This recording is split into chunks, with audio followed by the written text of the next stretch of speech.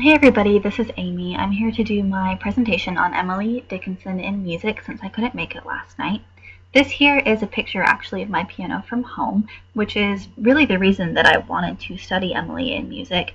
I've been playing piano since I was about 5 years old, and I love it. It's a passion of mine. So I definitely wanted to spend time studying the sound settings of Emily. I apologize in advance if you can hear my neighbor playing his guitar. It's appropriate, I suppose, but slightly obnoxious. So just keep that in mind as we go through this presentation. We will start with Aaron Copland. He is probably the most renowned artist who set Emily's poetry to music. He apparently tried to echo Dickinson's concise yet really lyrical language with these abrupt leaps in his vocal lines in order to match the punctuation of her poems. So all of those unique dashes and pauses that we studied in class, which I thought to be very, I guess just I'm not articulating myself well, but it was a lot of dedication for him to have to her as a poet and a fellow artist, and I think you see that in the performances that he has rendered since. He actually created 12 pieces that he's most known for. And these were poems that he set to music, and then 8 of those 12 pieces he redid with a larger instrumentation so that he could reach a larger audience.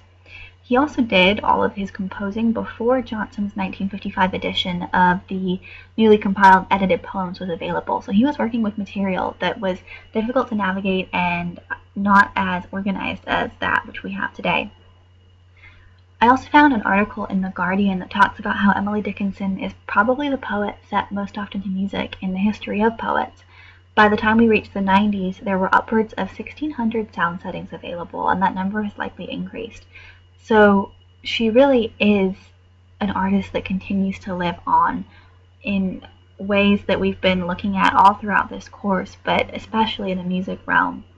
I did a prior recording of this video where I played the YouTube clips that I have, and the quality was awful to sit through. So I'm not actually going to play these videos, but I want you to see them so that if you YouTube them for yourself, you know which ones I'm talking about. Really unfortunate because I did want to have everything together, so I apologize for that. But if you're interested, this is Rachel Schutz maybe, who did a cover of Copland's Heart We Will Forget Him, which I really liked.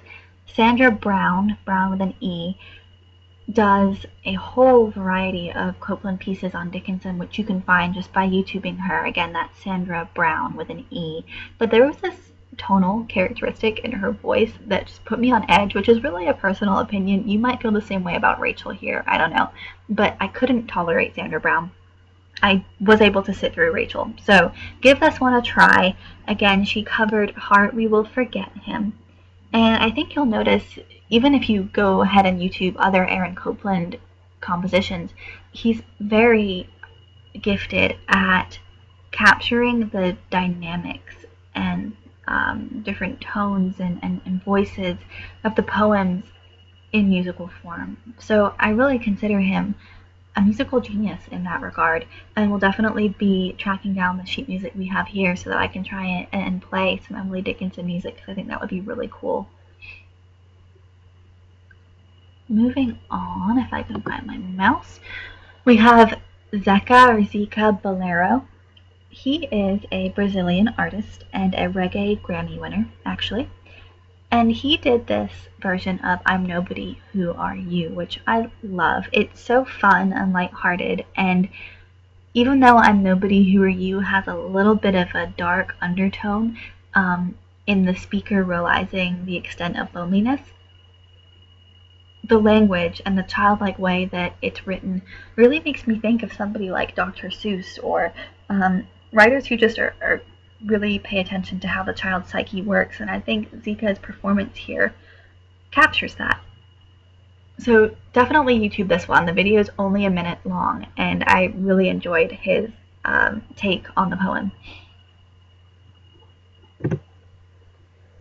This video is from Illinois State University, and we did look at it earlier this semester, but I loved it, and I wanted to include it in my presentation because It's a cover of one of my favorite poems. I loved this poem before I took the Emily Dickinson class.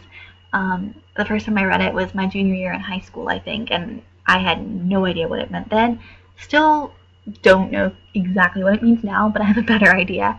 And yeah, there's just this beautiful, winsome, yearning, wistful tone in The Moon is Distant from the Sea.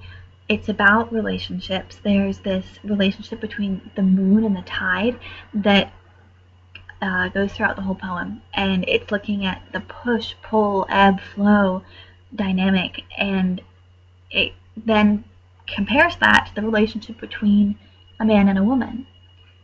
And the poem is so full of emotion and romance and, like I said, yearning. And the voices of this choir get that in a way that I haven't heard many choirs do before.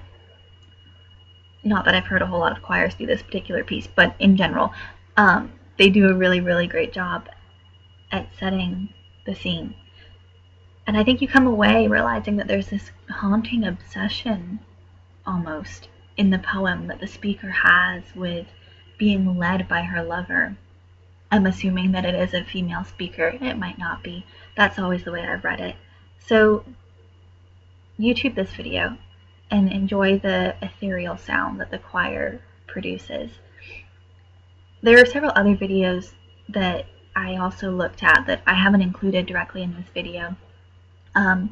Simon Holt's The Ribbon of Time, and then Leah Kennedy's How Much the Present Moment Means are both beautiful and reflect that versatile nature of Emily's art that we've looked at over and over again. I think all of these pieces add to the montage that we're contributing towards collectively as Emily Dickinson scholars. Through this course, we're adding our own piece to that picture. I think we can debunk the reclusive myth that captures so much attention and has clung to Emily and tarnished really what she was all about. And instead we can celebrate her as a gifted poet with complex artistic design that deserves to be recognized. I think that this class has enabled me to have a better idea of who she was and what she stood for. Granted, there's still so much that we'll never know because there is a definite degree of mysticism attached to Emily. But I feel like I can represent her better towards fellow friends who enjoy poetry, instead of this cat lady who sat in her house all day chewing pencils and desperately wishing that she had some raunchy romance in her life. I can say, no, she was a pretty sharp girl who knew her stuff, and she experienced a lot without ever having to leave Amherst. Maybe we, are missing experiences like that because we're so busy and we're part of a society that's just go, go, go all the time and we're constantly moving. She was a woman who sat still, and she really benefited from that. And I think when you listen to this music, you are forced to sit still and reflect in a way that Emily would approve of.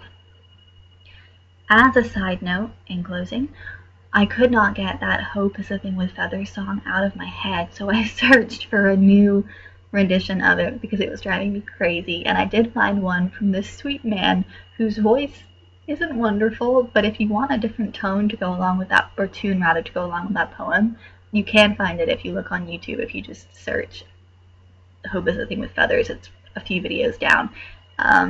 So yeah, there's that for me to offer you as well. So anyway, sorry that the videos weren't working in this recording.